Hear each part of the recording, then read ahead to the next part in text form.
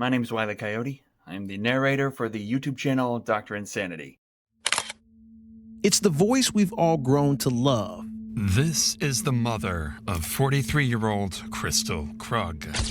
Other channels try to imitate the sound of Dr. Insanity.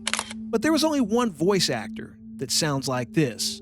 And now it's all nice and soft, and I look horrible. But that's okay, because I sound great. There is so much more to know about the voice that has set the bar in true crime. I got a once-in-a-lifetime opportunity to speak with the voice of one of our top true crime channels, voice actor Wiley Bottcher, a.k.a. the Wiley Coyote.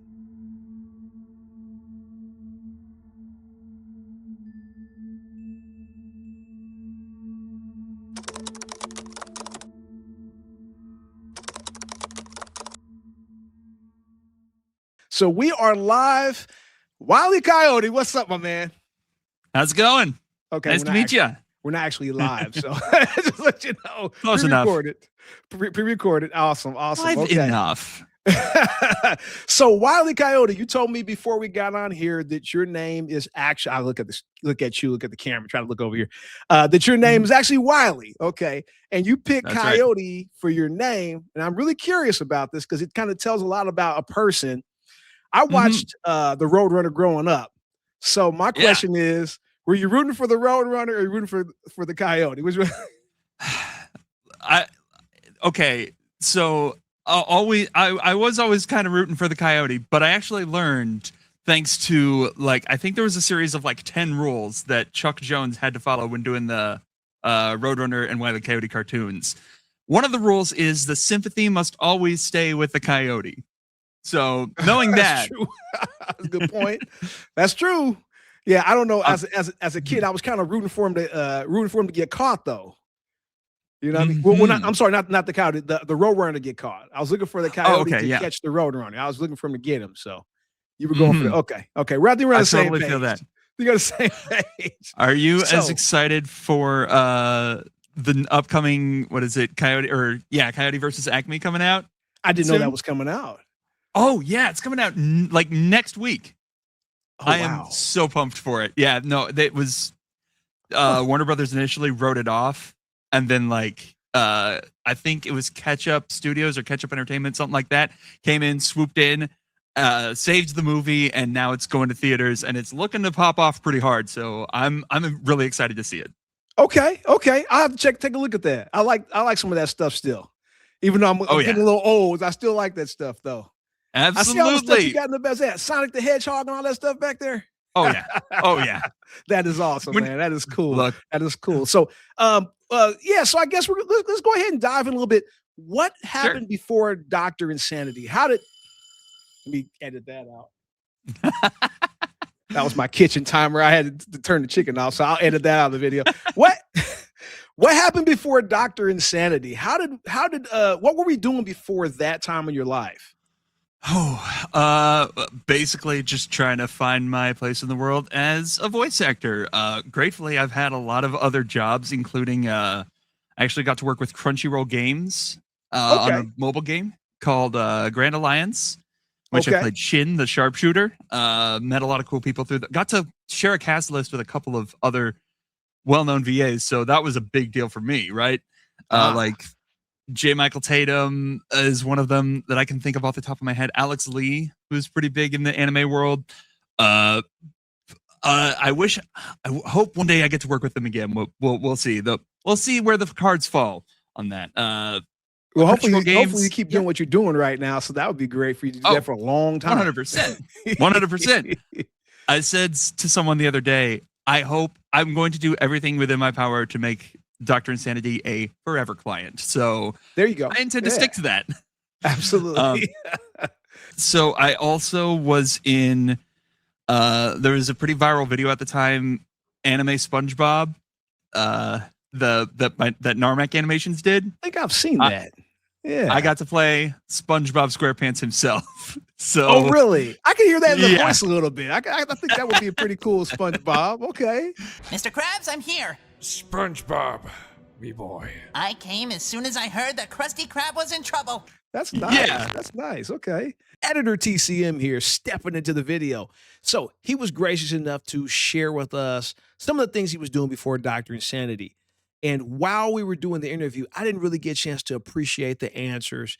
As I was editing, I realized that I had asked that question multiple times throughout the video. You will see me kind of ask the same thing later on down the road. I get different answers. And I really didn't take it in. And I look back, I'm like, damn, he already answered that freaking question. So I did drop the ball there. Just want to let you know ahead of time. You're going to get to some point like, he already told you this. He already answered that. Yeah, I did drop the ball. I was kind of thinking of more stuff to pull out of him and more stuff to get out of him to know more about who Wiley Bottcher was. And at the moment, I just didn't take it in myself. Now I'm watching it as a viewer, just like you, and I'm like, oh crap. I already answered that question. Yeah. So when you I was reading on your profile because you put up your video, which was really awesome, by the way. When you went into character and kind of went down into your little dungeon. And now it's all nice and soft, and I look horrible, but that's okay because I sound great. I started kind of getting a little excited there when you started doing that. That was pretty cool. But you were talking about, I was reading through what you put in the description and everything, and you were talking about Peter Thomas from the Forensic Files kind of influenced you and motivate. I won't say motivated, but really was your inspiration to what you do right now. Go into that a little bit. Explain that a little bit. So it wasn't even like an intentional thing when it happened. I just, before Dr. Insanity, before I think even probably I considered doing voiceover as a thing, I would watch a lot of Forensic Files with my mom. Okay.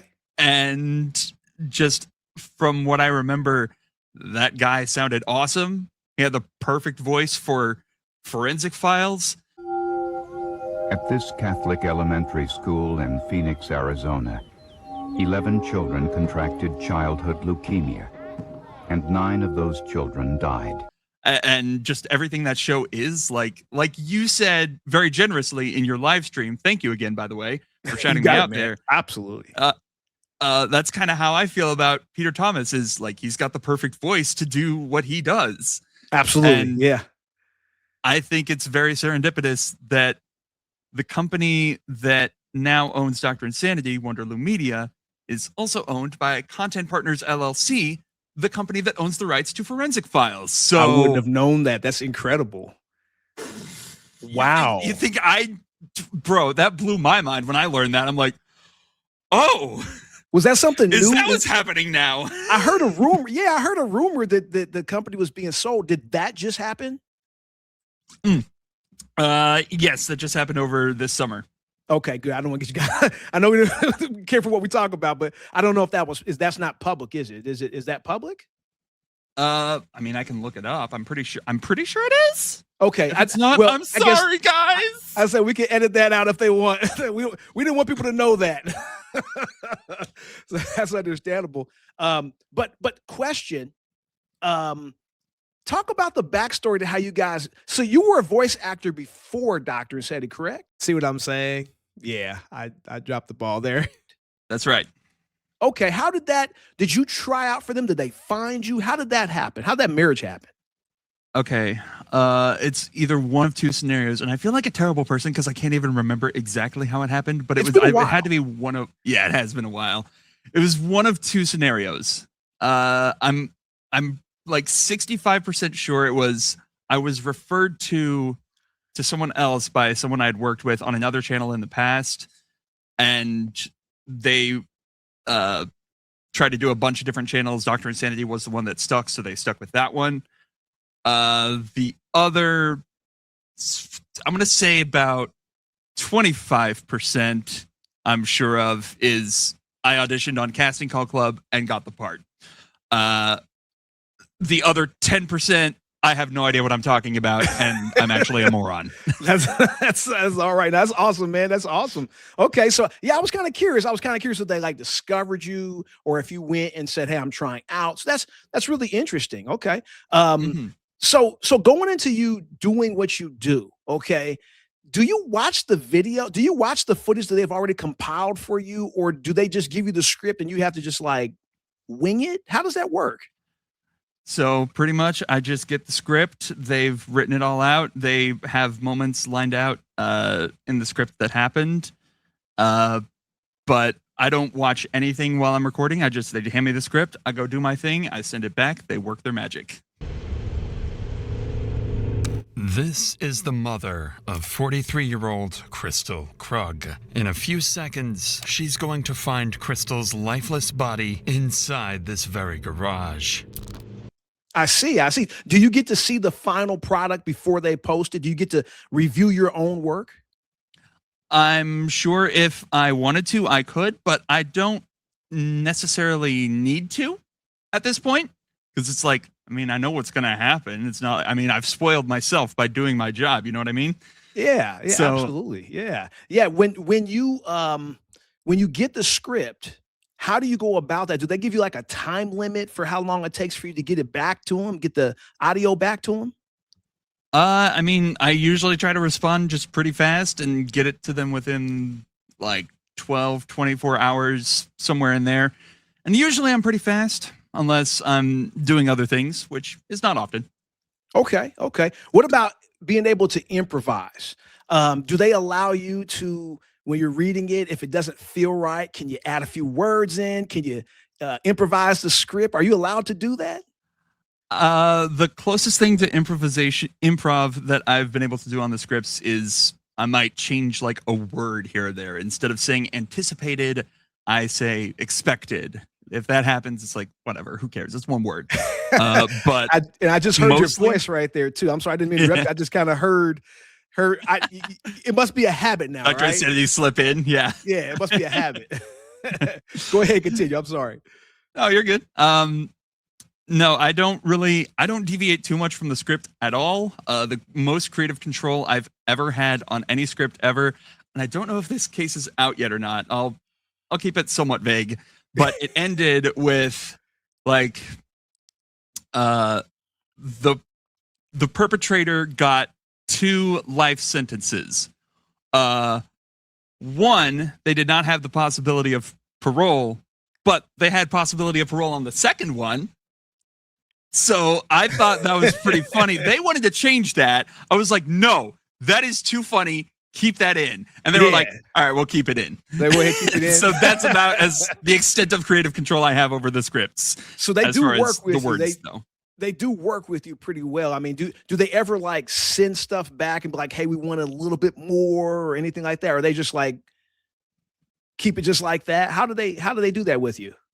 For the most part, they just let me do my thing. Every now and then there'll be rewrites. You know, I'll have to record a few things again here and there, but I mean, it all comes with the territory. It's they got their system. I'm willing to work within it. They like me. I like them.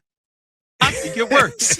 Yeah, absolutely. It's a good system. Whatever they're doing, they need to just keep doing what they're doing. I agree. Mm-hmm. Now, I was going back watching some older Dr. Insanity videos when we decided to go ahead and do this discussion. And I went back to watch just to hear you. Okay. I just wanted to hear your voice and see the progression. Cause I remember watching videos back then, but of course I'm just watching the channel.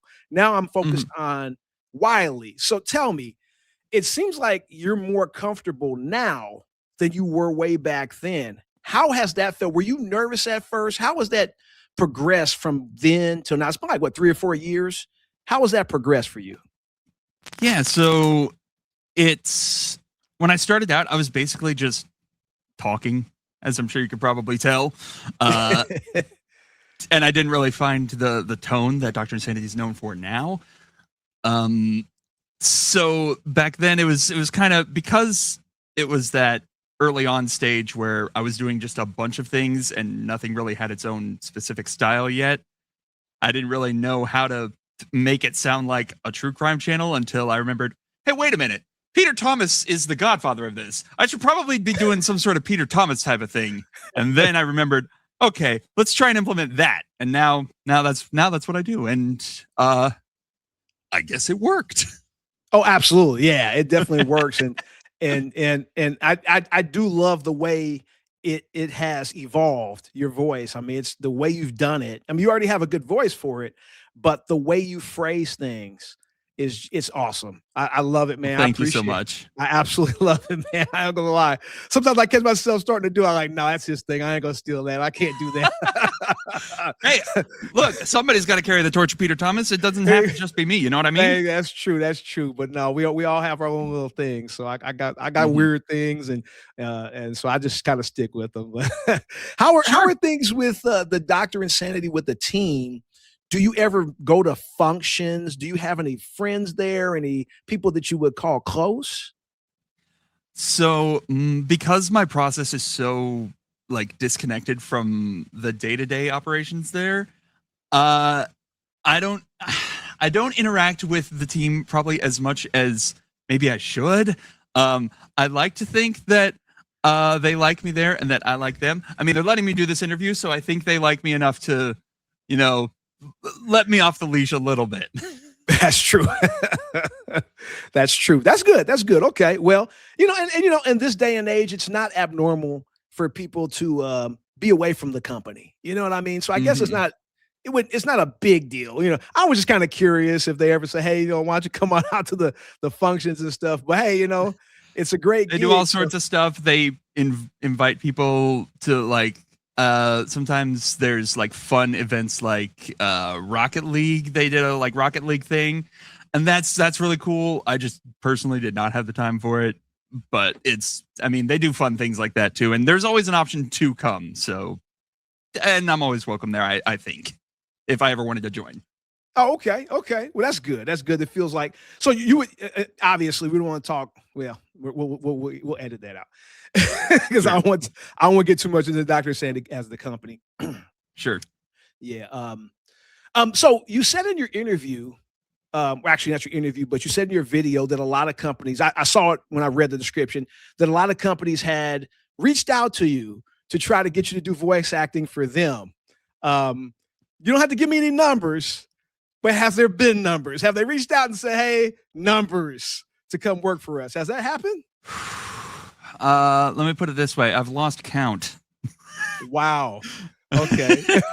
And I know that sounds a bit like, oh, this guy is so important. Like I literally have lost count. There's been DMs on Twitter, DMs through my website, or emails through my website, my email and TikTok, even everywhere you could possibly think of. I've probably gotten messages for it.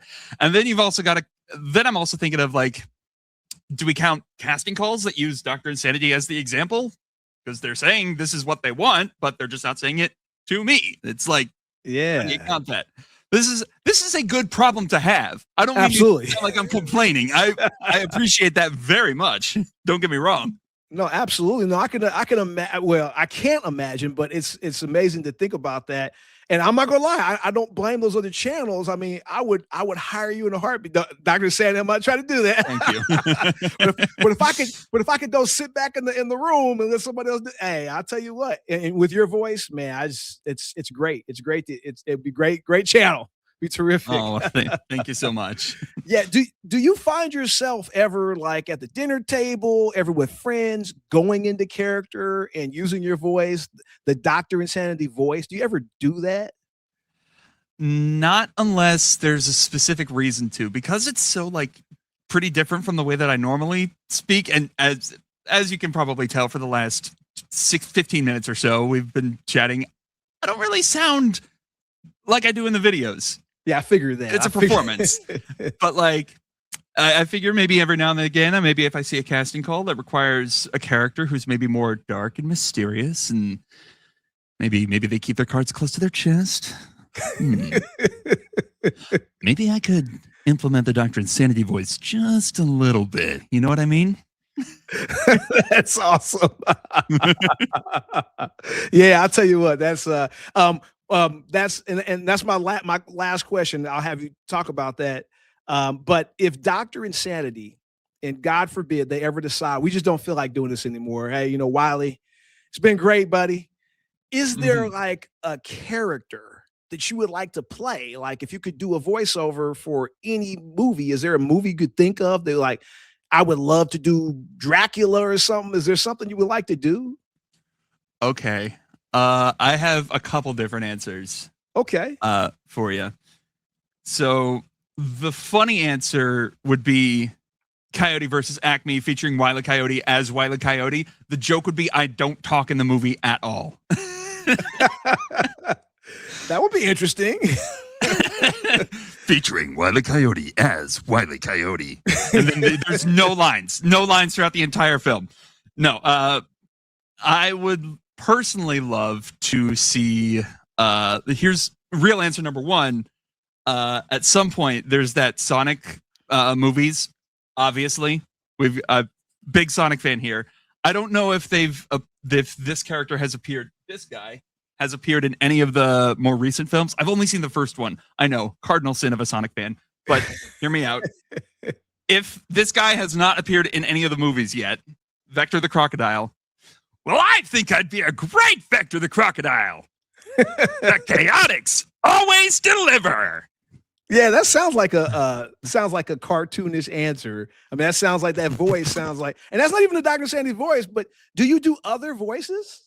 Oh, dude, before I was doing this, I was doing cards, I was doing games and all sorts of fun stuff. Like, dude, I've been in indie animations and I've met so many cool people through just doing voiceover for cartoons and animations. My demo reels are on my site if you want to take a listen. But that's kind of why I got into the voiceover game, was to do cartoons and games. And so like I was saying to you before Dr. Insanity, I was doing the cartoons, games, indie stuff, mostly indie stuff, right? Mostly. And it was cool and whatever, doing the Dr. Sanity on the side, and let's see how that's doing. Okay, that's doing pretty good. What the heck? How did that happen?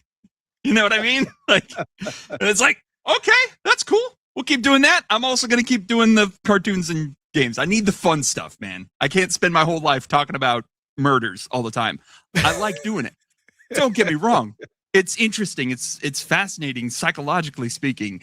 But, like, I don't want to spend my days talking about just that. You need the levity. That's why I need the Sonic the Hedgehog. That's why I need the things like Gameverse. If you're a Glitch fan out there, I need the fun stuff to counteract the macabre of true crime. You know what I mean? Yeah, it can get dark a little bit. Hey, I told my wife, I said, man, I think I'm loving this a little bit too much. This isn't good. It's like, yeah, you need to balance. Everything's about balance. Yeah, it's a little dark. Most it's definitely. Real, man. One thing I noticed when you started talking about, and your mic broke up, but I'm going to leave it just like that. Your mic broke up when you started talking about. Oh no, you're fine. That's fine. My audience will be fine with it.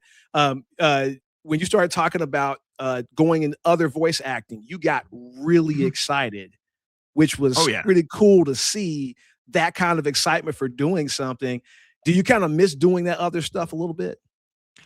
I would say I missed it if I ever stopped doing it. Oh, you still do it. You know, I could have edited it out of the video. I could have tried to make myself not look stupid, but I'm going to leave it in the video because it's what really happened. So I'm going to leave it in there. Your boy's a little slow. He's told me several times that he's done voice acting. He's still doing voice acting, and I keep asking this freaking question. My apologies. Currently. Absolutely. Okay. Absolutely. So you do more than just Dr. Insanity. Yeah. You're a busy man. Yeah. If I wasn't so preoccupied with thinking about the next question and things like that, I probably would have heard him say like 20 times what he's been doing before Dr. Insanity. I'm gratefully, yes. The most recent thing I was cast for was this indie. It's a comedy adventure RPG called Dracania, the Ragtag Regalia. It's available, or it's going to be available on Steam. There's a demo on Steam right now. My boy is, and I can send like graphics of each of these or like clips or something if you want. Send me some links so I can put them in the description of this video. I can put them in the pinned comment. That'd be pretty cool. Yeah, thank you. So my boy in that one is, so my name's Mike Knight. I'm a archaeologist and I specialize in paranormal studies. So, because I thought, what rocks more than studying rocks? You know what I mean? Dude, that's really good. My goodness. I've always been impressed with people who can do impersonations and voice acting and stuff like that. Jim Carrey is one of my favorite actors of all time. You know what I mean? Guys like him. Yeah. And so I didn't realize you were that freaking talented. I mean, Dr. Insandy's one thing, but doggone, man, you just have this, like, you're very diverse with that. That's really cool. I remember Tom Kenny saying in his, what was it? I think it was his Vanity Fair video where he talked about versatility pays. The union contract is that they get you for 3 voices. Once you go to a 4th voice, they got to give you a little bump in pay. So they have you for 1 to 3 voices. So it pays to be versatile because they would rather pay 1 guy to do 3 voices than 3 guys separately to do 3 voices. It pays to be versatile. So that's what I'm like. I internalize that. I'm like, okay, thank you, SpongeBob SquarePants. I'll remember that. yeah. I'm gonna have to look up that SpongeBob. Is there's a link to that? Do you have a link to that? Doing that? Oh yeah, I can send it. Yes, please. Yeah, absolutely. Yeah, please. I'm sure kids would love that too. They love SpongeBob. Oh yeah, I grew up with SpongeBob. So if we got a little more time here, do you mind if I ramble a little bit about that? Man, heck yeah, go for it. Yeah. All right. So anime SpongeBob, right? It was like I was working with a guy who was teaching me at the time. Like I was taking his voiceover class. He kind of knew how I was in class. And then I guess because he heard my audition for the anime SpongeBob, he thought I'd do great at it. And so like, obviously when you're being directed by like your own teacher, that's nerve-wracking, right? It's like, you want to do a good job. And then you're also, add on top of that, you're playing one of the most recognized cartoon characters of all time. So there's another layer of stress on that. And you also know, because this is anime SpongeBob by Narmac Animations, this thing's going to go crazy viral. This thing's going to get a lot of views on it. So there's an extra layer of stress upon that. It's like, oh my gosh. And now it's like, Dr. Insanity gets those views every time they upload. It's like, what was I ever nervous about? Yeah, I bet you, and I don't know, I can't speak for you, but after the success with Dr. Insanity, all that stuff is like nothing now, right? I mean, just comfortable, no big deal. Yeah, that chilling, would make dude. Sense. That would make sense. As my channel's gotten better and better, I'm more comfortable now. A little bit more comfortable. Yeah, that makes sense. Isn't it great? Yeah, absolutely. Hey, thank you so much for coming to my for dropping in for the little party we had for my 100,000. Oh, no worries, man. Thank you for the generous shout out and for doing this. I really appreciate it. And thank you, Dr. Insanity, for letting me do this. Yeah, thank you, Dr. Insanity. I was amazed when I saw your video. I just stumbled upon it and I saw their symbol there, or their logo, and I said, huh? And because I didn't hear that there was a potential of, or people were thinking that there was AI voice. I didn't hear anything about that. How long has that rumor been going around? And I'm making this video just to show, hey, I'm a real person. I'm not a robot. I'm recording this on my phone. I also have a feed that's recording it on OBS. And this is just to beat the AI allegations here. I'm not a robot. I've narrated every single video on the Dr. Insanity channel ever since its inception. And I'm going to prove it to you right now. I'm going to go into my booth. I'm going to record that audio on my Stellar X2 microphone. And I'm going to just show that this is what I do. I've seen it for quite a while. Like it pops up in various places. Sometimes in the comments section, people say it, and I feel like they might just be getting Dr. Insanity mixed up with like another channel, because let's be real, there's a lot of true crime channels out there. Yeah, and so I feel like they might just be getting Dr. Insanity mixed up with another. I guess some people see it as like a compliment, that because they hear it and they think like, this is too perfect. There's no way a human could be doing this. I never really thought of it like that. As a voice actor, it's generally kind of an insult.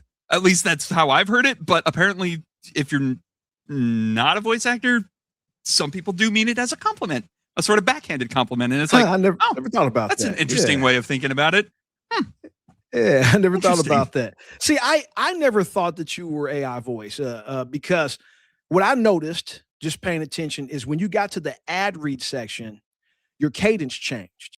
Only the tip of the iceberg, and soon they'd uncover others close to Norma with strong motives to see her dead. But before we get to that, have you ever wondered what your ancestors were really like? My heritage is the easiest way to find out. It's the same voice, but the cadence sped up and all of the dramatic pauses and stuff disappeared, and it just became reading. And I was like, well, this is a person doing that. You know, where's all the dramatic pauses at and stuff? No, they're not there because this person's reading now. And then when they get into the video, then they're, you know, so I never really thought that, but you know, some people don't pay attention to small details like that. So I guess some people might have thought. It's kind of weird, but it comes with the territory. You're never going to be able to please everyone. It is what it is, right? How true. Well, I want to thank you so much, man. It's been a pleasure, man. This has been a dream for me as a small channel. It's been to talk to somebody from such a big channel. I'm punching not up. Small for much longer. You got 100K now, man. You're nothing but up from here, right? Yeah, that's true. But like you said, I'm in a sea of true crime channels. You know what I mean? There's a few channels that are too big to fail, like Dr. Insanity and EWU and all them. And I'm kind of in the pack. You know what I'm saying? I'm kind of in the back of the pack, and I'm punching up right now. I'm talking to you. I'm punching up, and but it's a great moment for me, and I really appreciate your work. I was just listening to you yesterday, and so I really appreciate everything you're doing. And I feel like channels like yours, and I say yours because I think you are. Now, I thought about editing what I'm about to say out of the video because I don't want to be disrespectful to Dr. Insanity. As somebody who does true crime and runs my entire channel by myself, I do everything, edit, I research, I do everything. I know how much work goes into making a good video. You know, if anyone knows, I know. I do it all myself. So I have respect for everyone at that company. I'll use the analogy of a football team. Okay. The quarterback usually is the face of the team. You know, if the team's losing, the quarterback gets blamed for it. If the team's winning, he's the greatest of all time. I mean, it's just the way it works. The center is just as important as a freaking quarterback. I mean, if you can't get a good center quarterback exchange, there's going to be a big problem. You can have a lot of fumbles and, you know, he can't give the correct signals out to pick up the blitz and things like that. But we don't talk about the center. We talk about the quarterback. So what I'm about to say is not disrespectful to Dr. Insanity. I am just giving this guy who is very, very talented his flowers, but I don't want it to come off the wrong way as I'm being disrespectful. I do realize how great of an organization this is. I apologize, Dr. Insanity. I know there's great actors, great editors over there, great script writers, obviously. The ideas, the researchers, everybody, but Wiley, you're that channel, my man. I'm sorry. Thank you so much. You're the channel, brother. That's just my opinion. You know, out of all respect, you're the channel. And so I look at you now and in them as the standard and the other channels that are up there with you guys. And so it inspires me, it motivates me, and I appreciate you, man. I really do. I would be failing my mission if I was not inspiring people. So thank you for saying that. Well, I'll grab Peter Thomas's little. I'll grab that and carry it myself a little bit, but I'll leave your voice alone, my man. Well, thank you so much. Thank you for featuring it on your show. Absolutely. Well, you have a good one, brother, and send me those links because I know some people want to check you out. Absolutely, will do. Thank you so much once again. What is it? They Caught Me is your channel? They Caught Me. They Caught Me. Subscribe to They Caught Me and subscribe to Dr. Insanity. There you go. There you go. Get both of them. There you go. Have a good one, my man. You be safe. Later, dude. Now, what a good freaking guy, man. I mean, and it wasn't until I really went back and watched to just see how great of a dude this is, man. So, yeah, support his work. I got the links down below. I mean, he made me feel special. And it's like, dude, I'm honored. You know what I mean? This is the voice of one of the biggest channels in true crime. And he took the time out of his busy schedule. He hear all the projects he has and everything. And he decided to come and spend 30 minutes with me. And we had a hell of a conversation. I need to listen better, but at the time, make myself a little bit of an excuse. At the time, I'm just trying to really think about, what to ask him that you guys might want to hear. So I hope you guys really enjoyed the interview. If you did, well, let me know.